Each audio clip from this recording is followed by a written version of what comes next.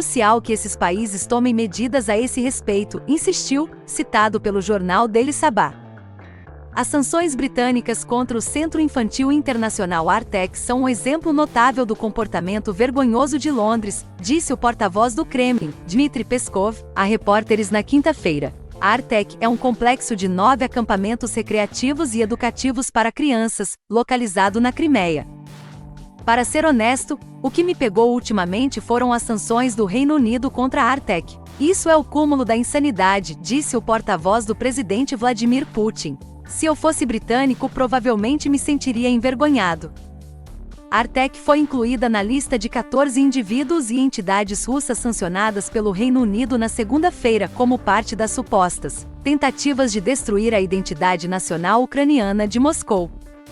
O secretário de Relações Exteriores do Reino Unido, James Cleverly, afirmou que Putin estava realizando um programa assustador de deportação forçada de crianças, no qual crianças ucranianas eram expostas à propaganda cheia de ódio lançada por seus lacaios.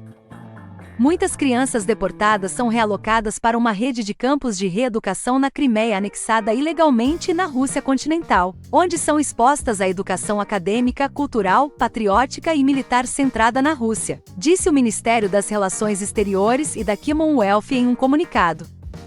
O Federal Bureau of Investigation se recusou a divulgar às empresas de mídia social dos Estados Unidos que o laptop supostamente pertencente ao filho do presidente Joe Biden era genuíno, revelou o Comitê Judiciário da Câmara dos Estados Unidos na sexta-feira.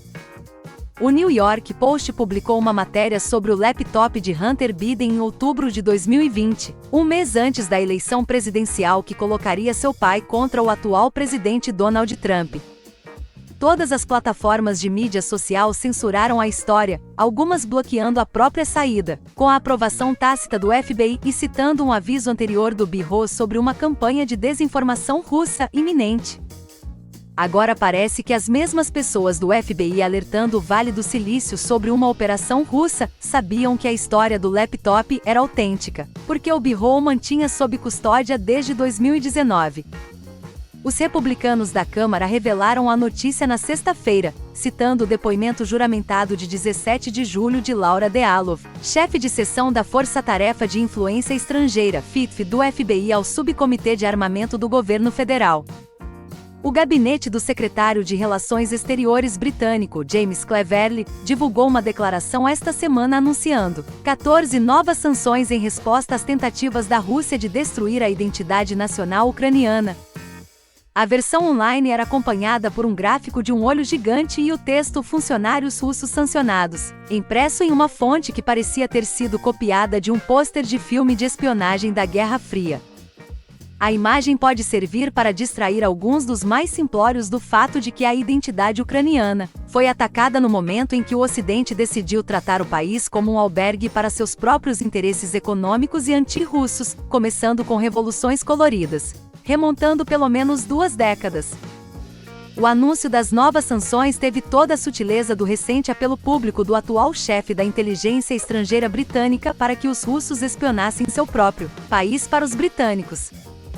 Eu os convido a fazer o que outros já fizeram nos últimos 18 meses e se juntar a nós, nossa porta está sempre aberta, disse o chefe do MI6, Richard Moore, durante um discurso em Praga. Nada grita competência como uma equipe de espionagem que precisa fazer campanhas de recrutamento público para traidores.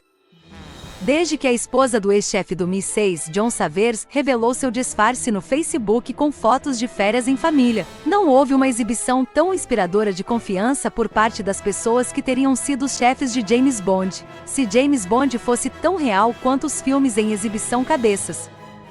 O presidente ucraniano Vladimir Zelensky demitiu o embaixador de seu país na Grã-Bretanha, Vadim Prystaiko, que recentemente criticou o chefe de Estado. Um decreto confirmando a demissão foi publicado no site do presidente na sexta-feira.